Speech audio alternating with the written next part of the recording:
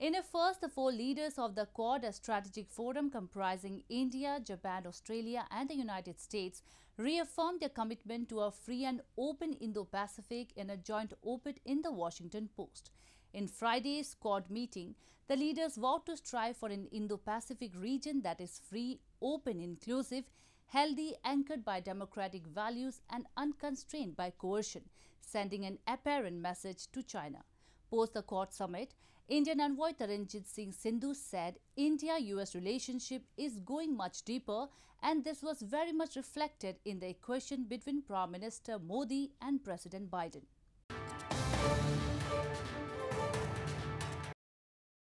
Indian ambassador to the United States Taranjit Singh Sandhu on Monday said that the relations between New Delhi and Washington is going much deeper, and this was very much reflected in the equation between Prime Minister Narendra Modi and President Joe Biden.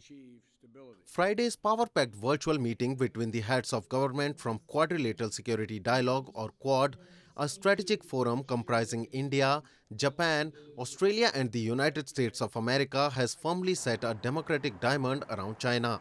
And even though China was not named during the 90-minute-long summit, the joint statement followed by the strongly worded opinion article in the Washington Post has clearly underscored that Quad countries will be unrestrained from coercion. The general atmosphere was very good amongst all the leaders, and as you know that United States-India relationship is gone much deeper, and this was very much reflected in the equation between Prime Minister Modi and President Biden. The summit was Biden's first multilateral leaders meeting since taking office, with the first 60 days of his administration, something that National Security Advisor Jake Sullivan said was deliberate.